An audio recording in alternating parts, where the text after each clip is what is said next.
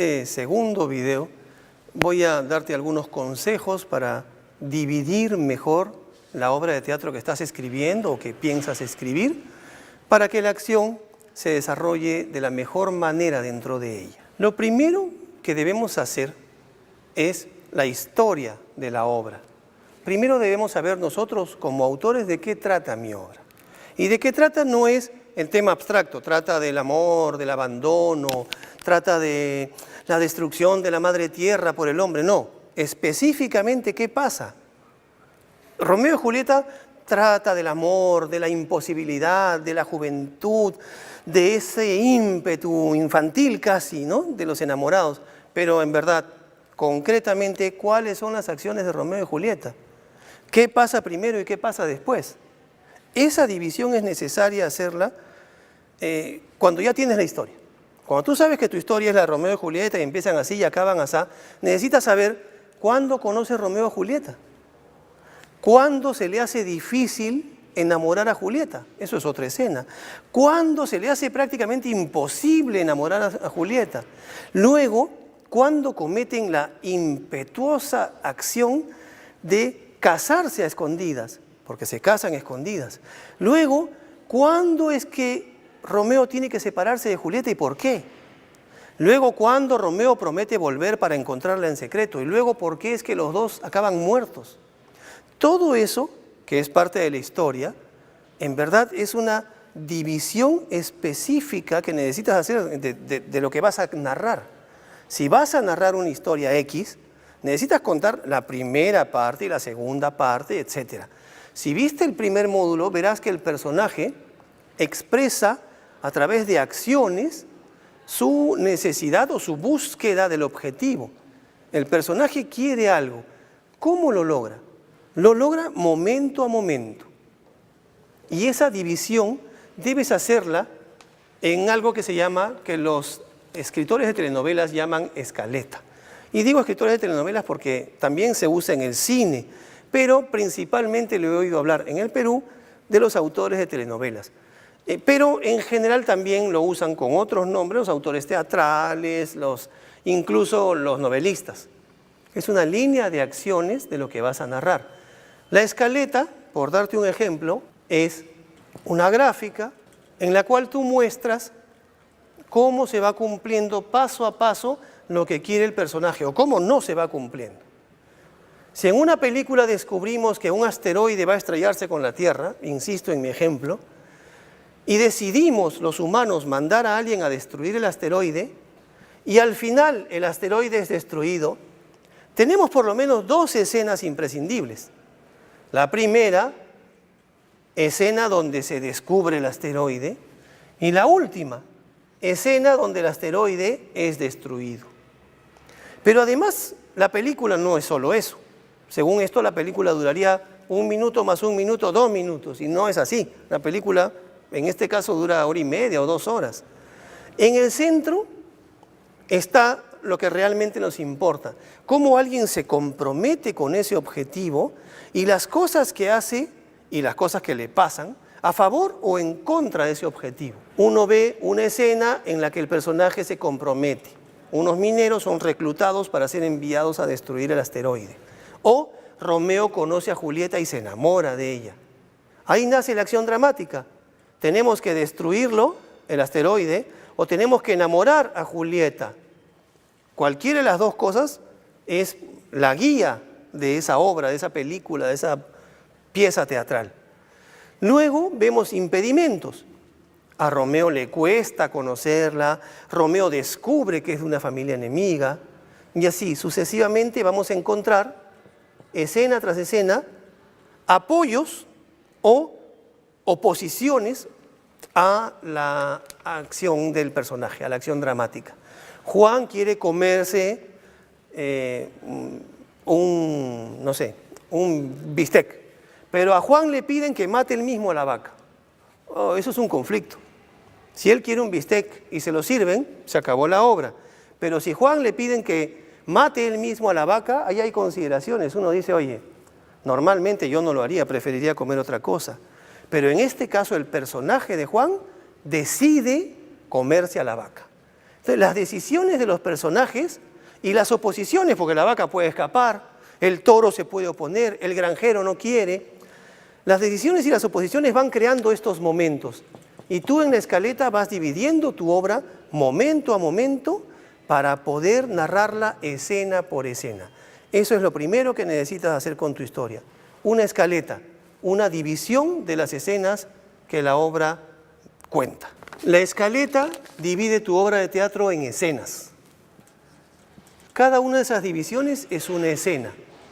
Escena en la que Hamlet, al comienzo de la obra, recibe de su padre muerto el encargo de matar al rey usurpador.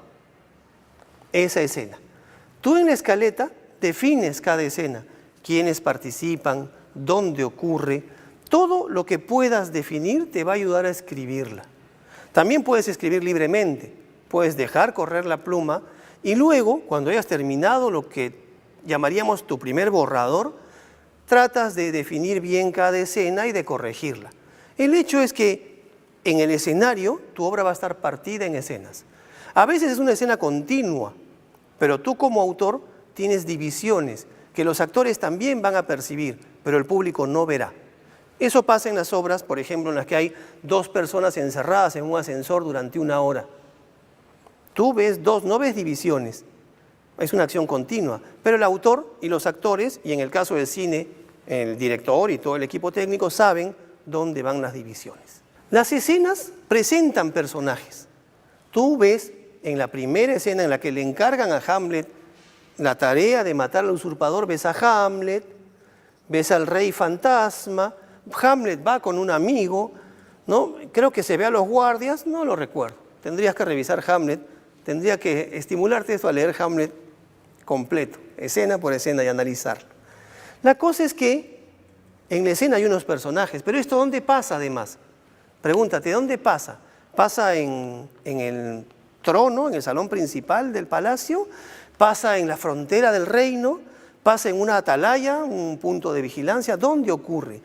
Todas esas decisiones enriquecen tu escena. ¿Dónde conoce Romeo a Julieta? ¿Dónde decide decirle que la ama y declararle su amor de manera realmente conmovedora y seductora? ¿Dónde pasan las cosas? Pero además, ¿qué es lo que pasa? ¿Cuál es la acción de cada escena? Si en la primera yo te encargo hacer algo, en la segunda probablemente tú ya empiezas a hacer el encargo. Yo te encargo matar a alguien en la primera escena. Tú en la segunda compras el arma. En la tercera buscas a la persona. Pero si la matas en la cuarta, la obra se acaba. Y recién van 4 escenas que serán de entre 8 y 20 minutos. Y una obra no dura tan poco y no puede ser tan fácil. Resulta que después de comprar el arma, ubicar a la persona e ir a buscarla, la persona se ha muerto. Ahora, ¿cómo la matas? Pero tampoco puedes decir, se murió, se acaba la obra a los 20 minutos. Dudas de que haya muerto y la buscas. Y efectivamente resulta que no se ha muerto, que se ha hecho la muerta y ha presentado otro cadáver para poder librarse de sus enemigos. Y tienes que buscar ahora cómo se llama, dónde se ha ido a vivir, cuál es la nueva cara porque se operó, etc. Estoy improvisando una serie de escenas a partir de esa tarea. Como dije, en una obra de teatro los personajes, sobre todo el principal, suelen tener un problema que deben solucionar o una meta, un fin a obtener. Puede ser que yo busque a esta persona porque tengo que obtener ese fin. Quiero vengar al que mató a mi madre. Ese puede ser mi fin. Y toda la búsqueda se orienta a eso. Pero también puedo tener un problema a resolver. Tengo que matar a esta persona y sacarle un riñón porque ese riñón es el único compatible con mi hijo. Son ejemplos escabrosos, pero funciona igual en los cuentos infantiles. Las escenas deben ser divisiones que nos cuenten acción tras acción lo que el personaje quiere. La escena debe tener acción, emoción e información. La acción corresponde a esto, lo que el personaje quiere, o a la oposición. Alguien encierra al personaje.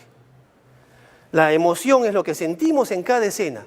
tengo miedo de que me encarguen matar al rey, tengo rabia de no encontrar al tipo que quería asesinar, tengo vergüenza de que sean las 12 y debo salir corriendo, porque me van a ver en harapos como la Cenicienta.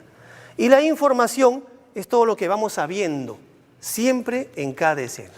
Si has escrito ya algo, revisa si lo has dividido bien en escenas, y si estas escenas tienen acción, cuál es su emoción, cuál es su información, y cuán alineadas están con el problema que genera el objetivo de tu personaje, quieres resolverlo, o con la meta, con el fin a obtener, que es lo que tu personaje desea por alguna razón. Una escena, y lo voy a definir muy velozmente, hay definiciones mucho más sesudas y complejas, pero para este video, este está bien. Una escena es el encuentro de los personajes. Al comienzo de una escena, por ejemplo, al empezar Pulp Fiction, uno ve dos personajes. Se han encontrado dos personajes, una pareja, y deciden asaltar un restaurante. Esa es la primera escena de esa película. En la primera escena de otra película de Tarantino, se llama Bastardos sin Gloria, un alemán interroga, un oficial alemán en la Segunda Guerra Mundial, interroga a un hombre que tiene en Francia escondidos a unos judíos, los tiene escondidos en el sótano, y le pide datos para poder matarlos, porque eso es lo que él quiere, matarlos por haber escapado de la autoridad nazi. ¿Ya? En esa primera escena lo que vemos es un encuentro de personajes. Como dije, hay una emoción, centrémonos en esta primera escena de Bastardos sin Gloria, hay una emoción, hay la tensión de ver si logrará su objetivo el malvado y matará a la familia o no. Hay una tensión, una emoción presente. También hay la emoción del otro que, siendo interrogado, no quiere entregarlos porque los condena. También hay información.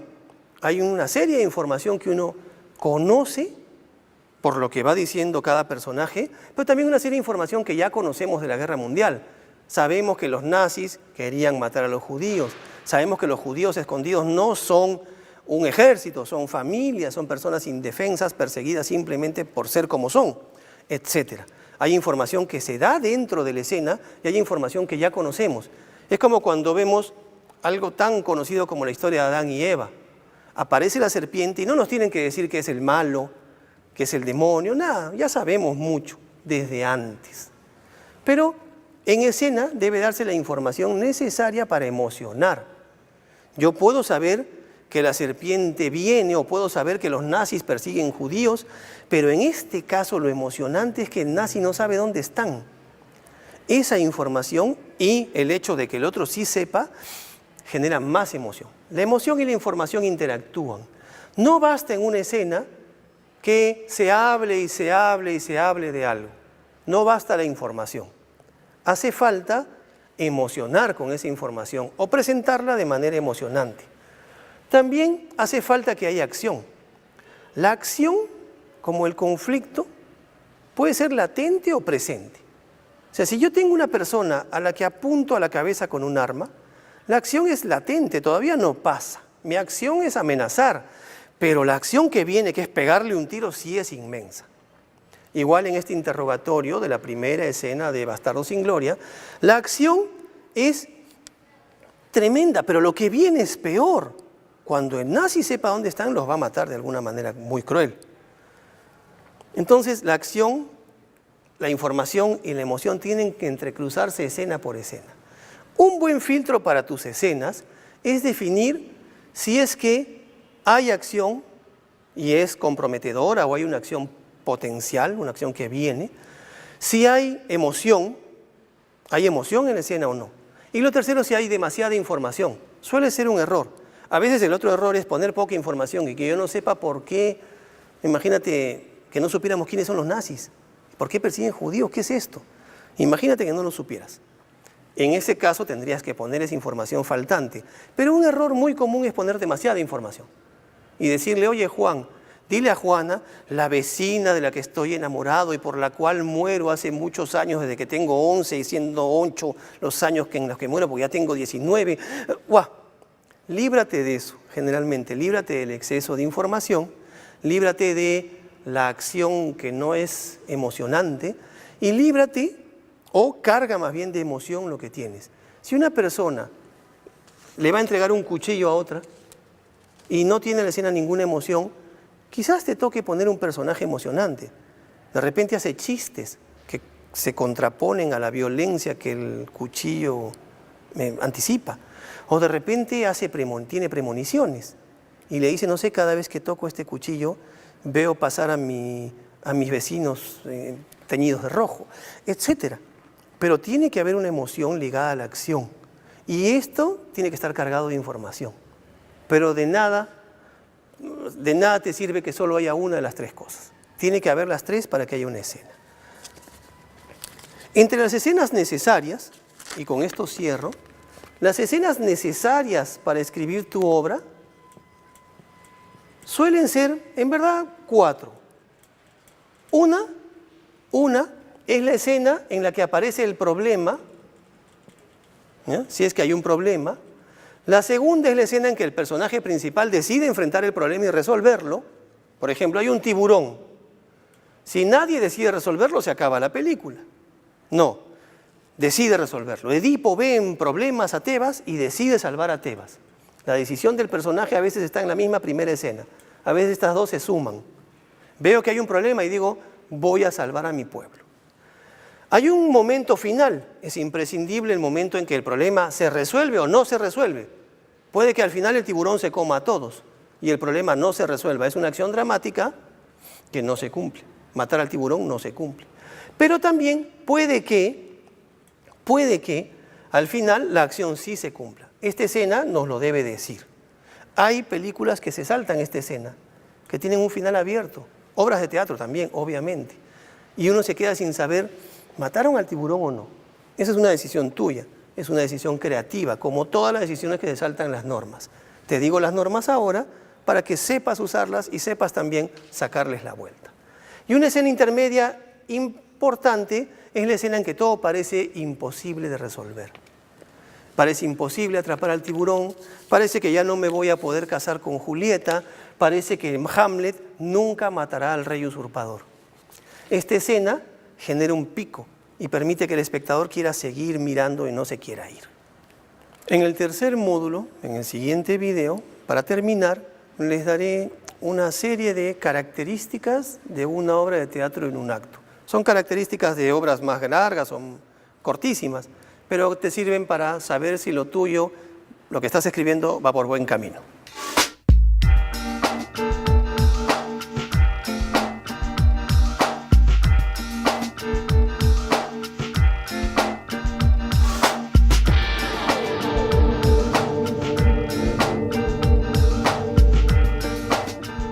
Se hace difícil enamorar a Julieta, eso es otra escena. Cuando se le hace prácticamente imposible enamorar a Julieta. Luego, cuando cometen la impetuosa acción de casarse a escondidas, porque se casan a escondidas. Luego, ¿cuándo es que Romeo tiene que separarse de Julieta y por qué? Luego, ¿cuándo Romeo promete volver para encontrarla en secreto?